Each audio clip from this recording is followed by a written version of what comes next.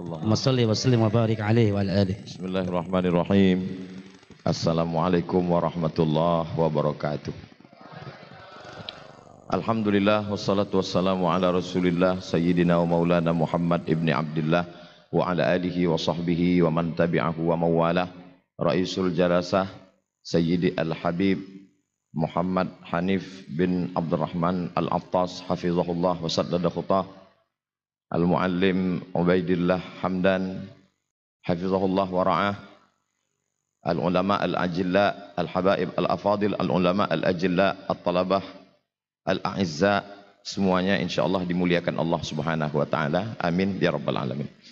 Saya diberikan tema besar tentang kaderisasi ulama dari masa ke masa. Sedangkan judul subtemanya saya diberikan pembahasan tentang kaderisasi untuk menjaga orisinalitas, al-asalah, keaslian. Kaderisasi diambil dari kata kader. Kader itu tasrifnya qadara yaqdiru qadratan fahuwa qadirun. Jadi kader itu orang yang qadirun untuk melanjutkan tongkat estafet ini. Itu dia. Referensinya saya buat sendiri. Maka disebut dengan kader. Maka kalau dia mampu setelah dididik dia disebut kader. Kalau dia tidak mampu dia keder. Makanya mesti tepat. Yang sebenarnya itu adalah qadir. Karena kalau kader itu huruf kaf, khuzma sofa da'ma kadar. Fahuwa kadirun, maka beku bawanya. Jadi bagaimana kita siapkan generasi ke depan ini yang benar-benar qadir, menjadi kader untuk melanjutkan sebagai al-ulama warathatul anbiya. Nah, bagaimana ulama menjaga orisinalitas keilmuan ini? Setidaknya kalau kita ringkas ada 5 poin. Poin yang pertama disebut dengan talaqqi. Talaqqa ya talaqqa. Langsung mengambil ilmu dari guru ke guru. Dalilnya mana? Ini kan lagi tren ini. Mana dalilnya? Gak ada dalilnya. Bid'ah wa kullu bid'atin dhalalah wa kullu dhalalatin fitnar. Dalilnya itu diambil dari ayat Quran. A'udzubillahi minasyaitonir rajim. La tuharrik bihi lisanaka lita'jala bih. Inna alaina jam'ahu wa qur'anah. Thumma inna alaina bayanah. Ketika Nabi SAW mendengar bacaan Al-Quran, itu dibacakan oleh malaikat Jibril alaihissalam. Waktu Nabi mendengar, Jibril membacakan, Nabi bergerak lidahnya. Maka ketika gerak lidahnya kata Allah, la tuharrik bihi lisanaka lita'jala bih. Inna alaina jam'ahu wa qur'anah. Kata ulama makna qur'anah, illa alaina jam'ahu wa qira'atahu alaika. Maka guru membacakan, murid mendengar. Itu disebut dengan talaqqi. Kalau ada orang baca Quran tidak talaqqi,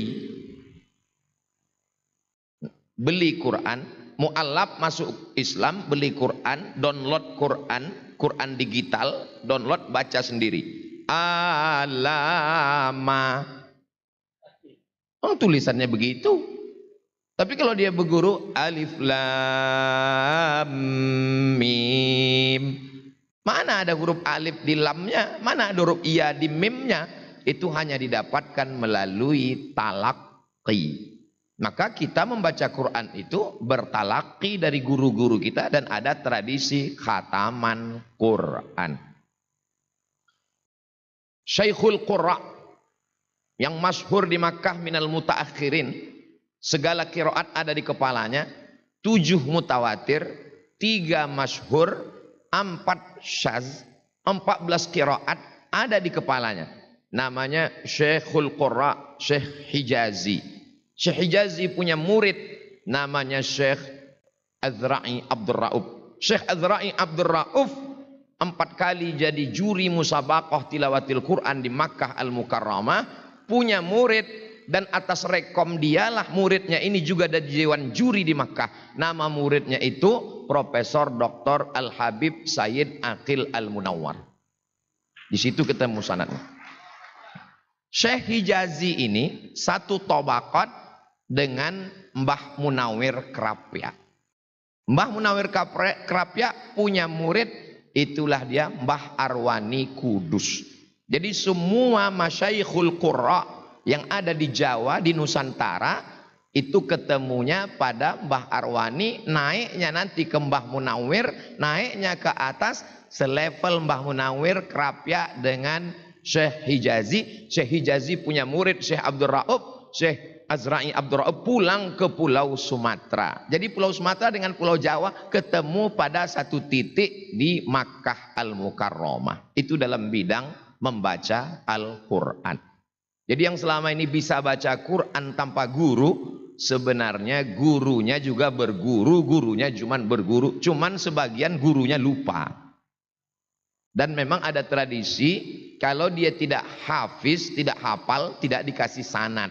Biasanya muridnya itu membaca min awwalihi ila akhirihi, barulah dia berikan sanad. Beda dengan sanad kitab, sanad hadis. Sanad qiraat begitu ketatnya mereka, dari Imam Hafs an Asim, qiraat Wars, qiraat Kumbul, qiraat Ibnu Katsir dan lain sebagainya.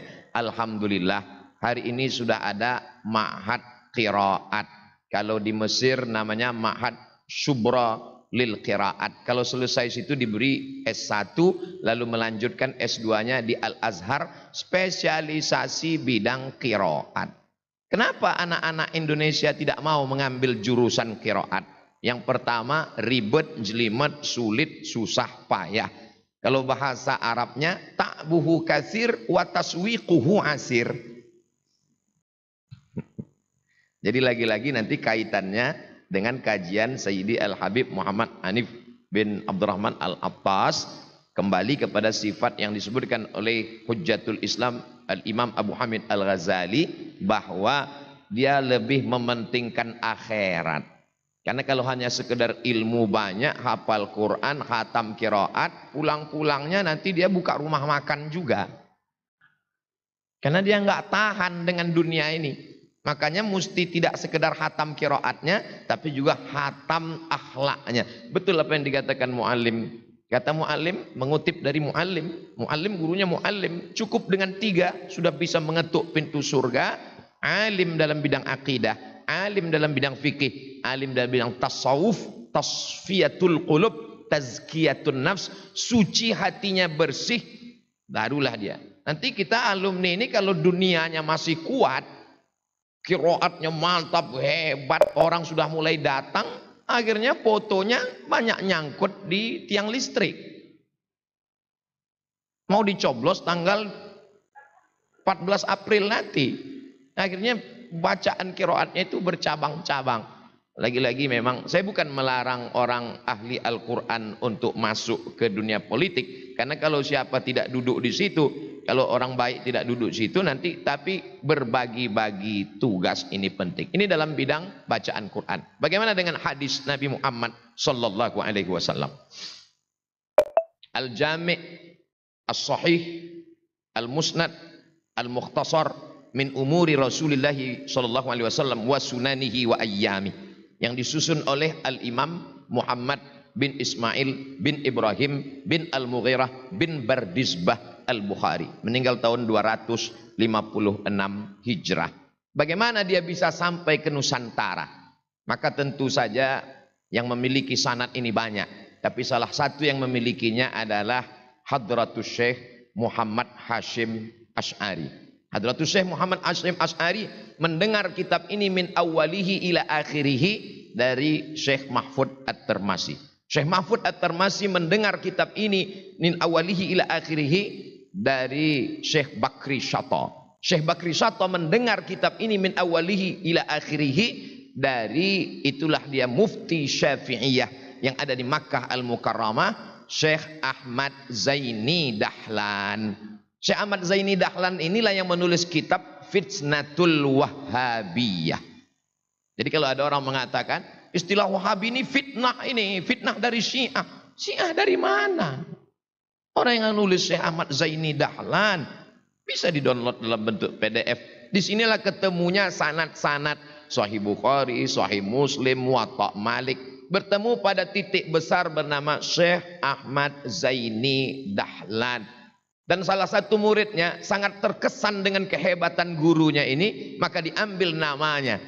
Yang sebetulnya namanya Muhammad Darwish, maka dipakai satu gurunya Ahmad Khatib Al-Minkabawi, diambil salah satu gurunya. Itulah dia Kiai Haji Ahmad Dahlan. Dari Syekh Ahmad Zaini Dahlan. Bahwa setelah beliau meninggal terjadi perubahan-perubahan, itu belakangan. Ini perlu ditelusuri lagi sejarah tentang kenapa ulama yang berpegang kepada sanad itu insya Allah tidak akan berubah. Lagi-lagi yang penting itu adalah talaqi yang diteruskan. Mbah Hadratus Syekh Muhammad Hasyim Asy'ari menghatamkan kitab ini setiap bulan Ramadan sampai meninggal dunia. Maka semua sanad-sanad Sahih Bukhari, Sahih Muslim, Muwatta Malik, Sunan Ibni Majah, Sunan Tirmidzi, Sunan Nasai itu bertemu ketika beliau mengajarkan itu di Pondok Tebu Ireng. Ustadz kok tahu dari mana? Kebetulan saya menulis disertasi berjudul Syekh Muhammad Hasyim Asy'ari wa juhuduhu fi nashris sunnah fi Indonesia. Sudah disidangkan. Bukan saya ngarang seperti Qadaroya Kediru tadi. Lalu kemudian bagaimana dengan fikih? Kenapa kalau kita pergi dari mulai ujung Pulau Sumatera Aceh, kita mampir ke Banten, pergi ke Batavia, naik ke Kalimantan, pergi ke Sulawesi. Kenapa ada kesamaan? Karena memang muaranya sama-sama dari Makkah Al-Mukarramah. Biasanya dari kitab yang kecil dulu, Matan Takrib. Setelah khatam naik ke atas, Fathul Qarib. Naik lagi ke atas, nanti ketemunya pada I'anatut Talibin. Setelah itu besar-besarnya mereka pada Al-Mahalli. Mereka mau kitab yang besar lagi, Al-Majmu' Syarah Muhazzab. Khatam kitab fikih Syafi'i ini, barulah mereka baca kitab Imam Hanafi, Imam Malik bin Anas Maliki, Imam Ahmad bin Hanbal Hambali. Hanya sekedar muqaranah, perbandingan. Tapi asas mazhab Syafi'inya sudah kuat. Dari mana? Makanya apa yang dikatakan Sayyidil Habib Muhammad Hanif bin Abdurrahman Al-Attas, bahwa yang mengumpulkan mazhab Syafi'i ini adalah Muhyiddin Abu Zakaria Yahya bin Syaraf An-Nawawi, meninggal tahun 676. Imam Muhammad bin Idris Asy-Syafi'i meninggal 204. Dari 204 ke 676 terjadi 400 tahun. Datanglah Imam Nawawi. Saking cintanya orang Nusantara dengan Imam Nawawi, coba hitung di setiap kita ini dalam keluarga pasti ada nama Nawawi. Ustadz sendiri ada, keponakan saya Nawawi, panggilan Nawa. Guru-guru kita, kiai-kiai kita. Lalu kemudian Imam Nawawi menyusun, merevisi, tanqih, tahzib, talkhis. Maka dia tulislah kitab berjudul Minhajut Talibin. Kitab ini ringkas. Lalu kemudian dijelaskan oleh Imam Ibnu Hajar Al-Haytami, Tuhfatul Muhtaj. Datang pula lagi Imam Ar-Ramli, ditulislah Nihayatul Muhtaj. Imam An-Nawawi menulis lagi kitab yang luar biasa. Itulah yang disebut dengan kitab Rawdatut Talibin. Kemudian datang setelah itu imam yang makamnya di samping Imam Syafi'i, Imam Zakaria Al-Ansari, menulis kitab Asnal Matalib. Apa kata ulama Syafi'iyah? Man lam yaqra' Asnal Matalib lam yakun Syafi'iyan. Siapa yang tidak membaca ini maka diragukan kesyafi'iyahannya. Kenapa begitu ulama? Karena mereka mau supaya ada talaqi, membaca, mendengar. Maka kata Imam Muhammad bin Idris Asy-Syafi'i, idza qara'a 'alaika faqul akhbarana wa idza qara'ta 'alaihi, idza qara'a 'alaika faqul haddatsana wa idza qara'ta 'alaihi faqul akhbarana. Kalau gurumu membacakan kepadamu kitab itu, maka kau meriwayatkannya, katakanlah haddatsana Sayyidil Habib Muhammad Hanif bin Abdurrahman Al-Attas.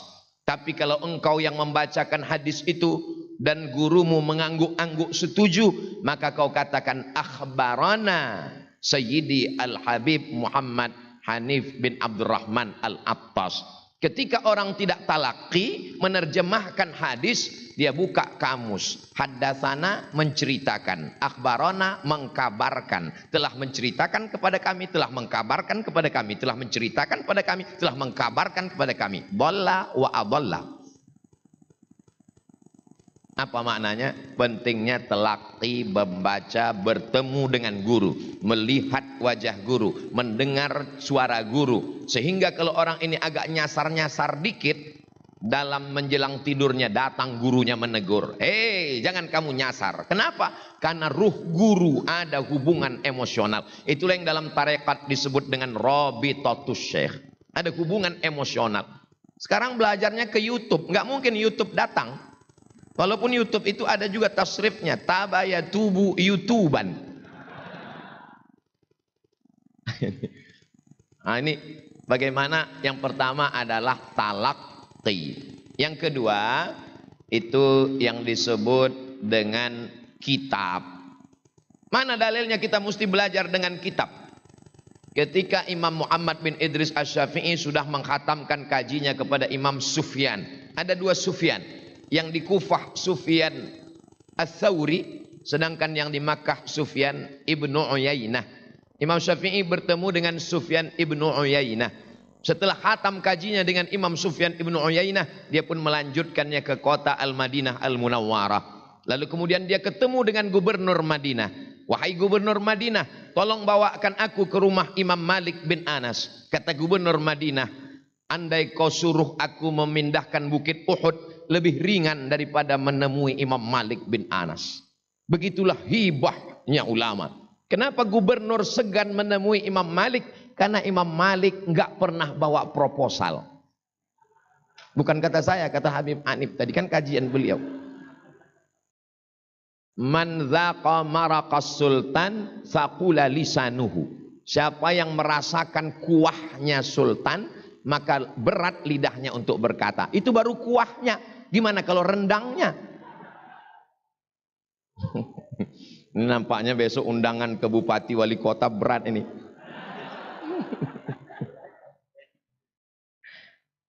Kata Imam Malik, ketika datang Imam Muhammad bin Idris Syafi'i datang ke rumah Imam Malik bin Anas meninggal tahun 179. Assalamualaikum. Waalaikumsalam. Keluarlah khadim Imam Malik bin Anas. Siapa yang datang? Saya mau ketemu dengan Imam Syafi'i. Sebentar, khadimnya masuk ke dalam. Wahai Imam Malik, ya, itu ada tamu di luar, katanya mau belajar. Kata Imam Malik, temui dia, suruh dia baca kitab saya Muwatta. Lalu kemudian khadimnya keluar. Wahai kamu Syafi'i, baca kitab Muwatta. Nanti kalau sudah baca baru datang talaqi dengan Imam Malik. Lalu Imam Syafi'i berkata, sampaikan kepada Malik bin Anas bahwa Muwatta itu sudah di sini semua.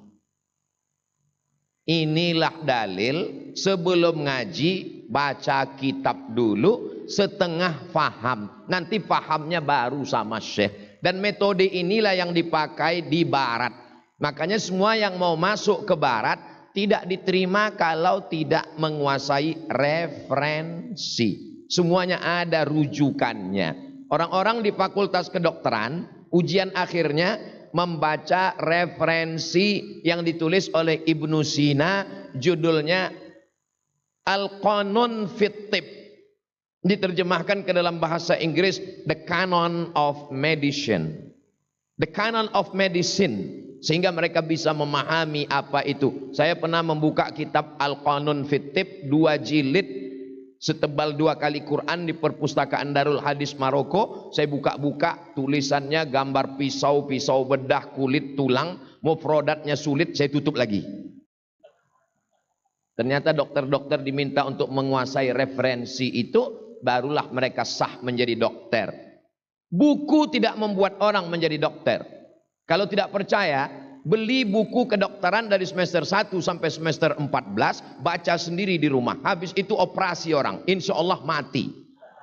Buku tidak membuat orang menjadi alim. Buku itu mesti ditalakikan kepada masyaikh. Dokterlah yang akan mengukur, ini dosisnya begini, ini pisaunya begini, ini kamu salah baca. Jangankan ilmu kedokteran, Ilmu ketobiban aja kalau salah baca, dikasih sama gurunya. Kamu pulang ke rumah kalau ada apa-apa baca buku ini. Dia baca buku, akhirnya dia kasih, mati muridnya yang sakit. Kenapa? Di buku itu tertulis sebenarnya al-habbatus sauda. Kebetulan digigit rayap jadi al-hayyatus sauda. Betapa orang tidak bisa belajar kepada buku. Dibacanya hadis tentang as-salatu ilal anzah.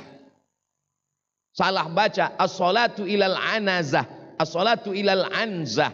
Beda antara anazah dengan anzah. Yang satu solat menghadap tongkat, yang satu lagi solat menghadap kambing. Jadi itu bisa. Orang yang tidak talaki membaca kitab-kitab ini, membaca Quran pun bisa salah. Innallaha bari'um minal musyrikina wa rasulih. Ketika Abul Aswad Ad-Du'ali mendengar orang Persia membaca itu, teriak dia, subhanallah, maka Rasulullah sallallahu alaihi wasallam bari'um minallah ma'al musyrikin. Itulah asal muasal sebab dia mau memberi syakal kepada Al-Quran yang sebelumnya dia tidak mau. Wahai Abul Aswad, tolonglah beri syakal pada Quran. Kata Abul Aswad, enggak mau, karena memberi syakal di Al-Quran ini tidak pernah dilakukan Rasul, tidak pernah diperintahkan Rasul. Memberi syakal ini adalah bid'ah, wa kullu bid'atin dhalalah wa kullu dhalalatin finnar. Jadi hadis ini bukan baru sekarang aja viralnya, sudah dari dulu. Tapi karena hajat manusia, karena kesalahan membaca, orang membaca Quran tanpa talaqi, dia baca fariqun fil habbah wa fariqun fis syair. Sebagian gandum masih dalam bentuk biji, sebagian lagi sudah nyaris jadi tepung gandum. Padahal ayatnya fariqun fil jannah wa fariqun fis syair. Kalau tidak berguru bisa kacau balau ini orang baca Quran, membaca hadis Nabi, kekeliruan yang luar biasa. Lalu kemudian setelah membaca kitab, pintu kepada kitab ini adalah bahasa. Talaqi, kitab, bahasa. Tidak boleh belajar di Universiti Kebangsaan Malaysia kalau tidak mengambil 2 SKS bahasa Melayu. Ustadz kok tahu? Saya 2 semester di sana. Dosennya namanya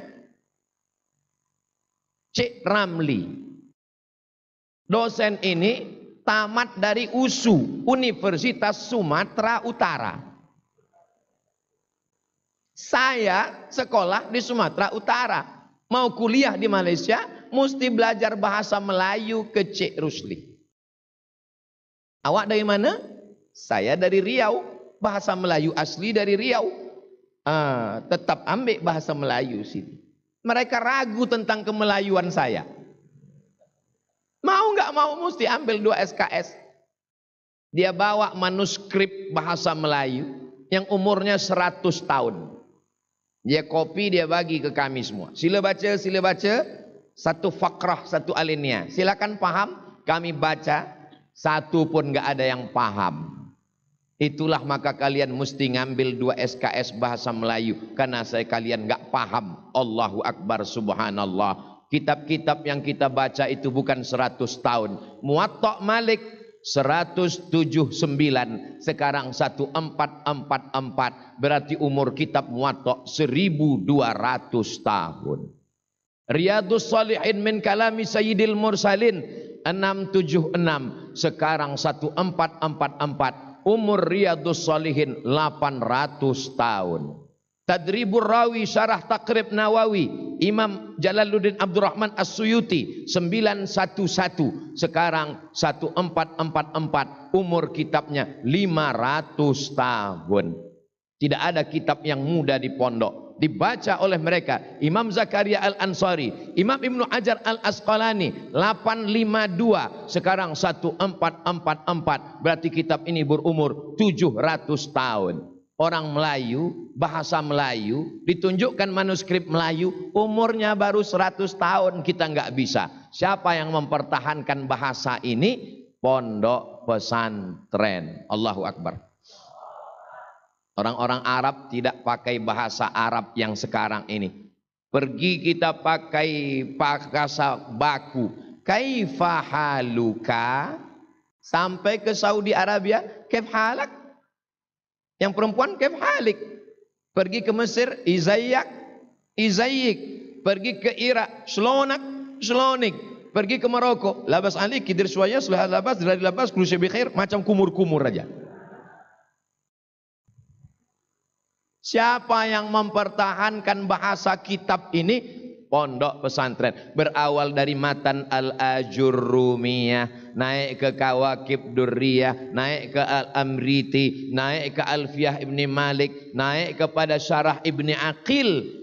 Memang diperlukan kesabaran yang luar biasa. Di mana mereka mempelajari ini? Fil jami'.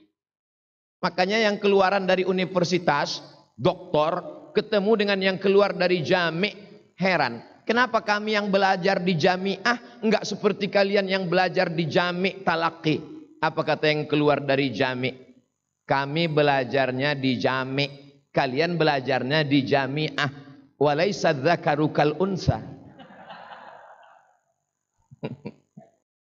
Jadi kalau mau menjaga orisinalitas, maka Sayyidi Al-Habib Muhammad Hanif bin Abdurrahman Al-Attas mesti kembali membuka talaqi halaqah fil jami'.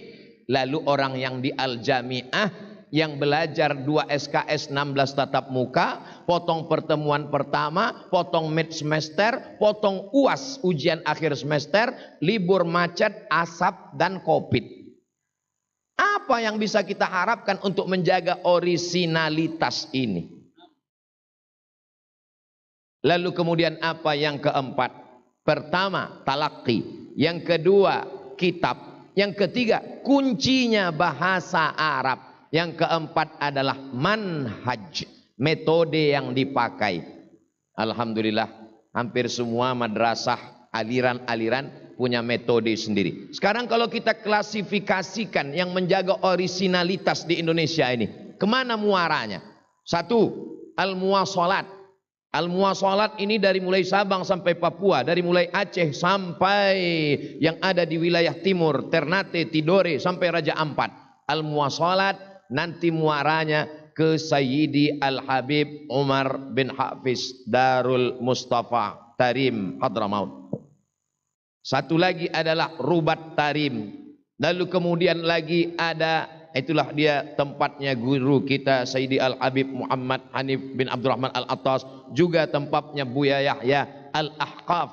Mengkombinasikan antara jami' dengan al-jami'ah, mengkombinasikan antara metode belajar di kelas dengan presentasi, dengan tetap tidak meninggalkan talaqi. Al-muhafazatu 'alal qadimis salih wal akhdhu bil jadidil aslah. Jadi kalau kita kombinasikan ini, insya Allah akan melahirkan kader-kader yang luar biasa ke depan. Lalu kemudian kelompok mana lagi yang ada? Ada yang disebut dengan as-safwah al-malikiyah. Dari mulai Aceh sampai ke timur Indonesia, alumninya bertebaran. Bahkan ketika sampai saya ke Sarawak dan Kuching, bertemu dengan murid, siapa penggagasnya, motornya, Sayyidi Al-Habib Muhammad bin Alawi bin Abbas Al-Hasani Al-Maliki, yang sekarang dilanjutkan oleh Sayyidi Ahmad bin Muhammad bin Alawi bin Abbas Al-Hasani Al-Maliki. Jadi saya yakin dan percaya sampai hari kiamat ini akan tetap dijaga Allah Subhanahu wa taala. Jadi ada aliran para kiai Nahdlatul Ulama. Kalau di Sumatera gimana Pak Ustadz? Di Medan, Sumatera Utara, itu ada masjid yang menjadi ikon. Tulis saja di Google, Masjid Raya. Masjid Raya Medan ini didirikan oleh Sultan Islam Melayu. Karena dulu kami di Sumatera itu Kesultanan Islam Melayu. Tapi kami cinta NKRI, kami menyerahkan kedaulatan kepada Presiden Soekarno. Imam besar Masjid Raya ini namanya Syekh Hasan Maksum. Syekh Hasan Maksum murid langsung dari Syekh Ahmad Khatib Al-Minkabawi. Meninggal tahun 1916. Jadi sanadnya Syekh Ahmad Khatib Al-Minkabawi turun ke Syekh Hasan Maksum, Syekh Hasan Maksum punya murid-murid, murid-muridnya itulah mendirikan Al-Jam'iyatul Wasliyah. Syekh Ahmad Khatib Al-Minkabawi punya murid dari Sumatera Barat, Padang, Minangkabau. Muridnya itu bernama Syekh Sulaiman Ar-Rasuli. Syekh Sulaiman Ar-Rasuli disebut dengan daerahnya, namanya Inyak Canduang. Canduang nama daerah. Jadi kalau kita dikenal dengan Buya Cidahu, ada Kiai Fulan, daerahnya disebut, maka di sana disebut daerah. Canduang, disitulah berdirinya Perti, Persatuan Tarbiyah Islamiyah. Syekh Ahmad Khatib Al-Minkabawi punya murid, itulah dia Mbah Wahab Hasbullah, Kiai Bisri Sansuri, Hadratus Syekh Muhammad Hashim Asy'ari, Nahdlatul Ulama. Jadi kenapa tiga ini ada keserasian kesamaan dalam bidang akidah? Imam Habul Hasan Al-Asy'ari, dalam bidang fikih Muhammad bin Idris Asy-Syafi'i, dalam bidang tasawuf Imam Abu Hamid Al-Ghazali. Ormasnya beda, kotanya beda, pulaunya beda, tapi ketemu dalam satu titik. Kenapa? Yang mempertemukan adalah sanad dan talaqi. Jadi kalau kita mau meminimalisir perbedaan, solusinya tidak lain, kembali kepada sanad dan talaqi. Habis waktu 30 menit. Bukan karena waktu habis, bahan saya memang sudah habis. Saya lama juga ngapal-ngapalnya itu tadi, maka saya diam aja. Demikian Maulana, jazakumullah, barakallahu fikum. Intinya saya simpulkan, pertama talaqi, yang kedua kitab, yang ketiga penguasaan bahasa, yang keempat adalah manhaj metode. Mudah-mudahan apa yang saya sampaikan ada bermanfaat. Naam. Al-Khamis, khalas, Habib Khamis, la ghairul Habib la yatajawaz Habib. Allah subhanahu, jazakumullah, barakallahu fikum.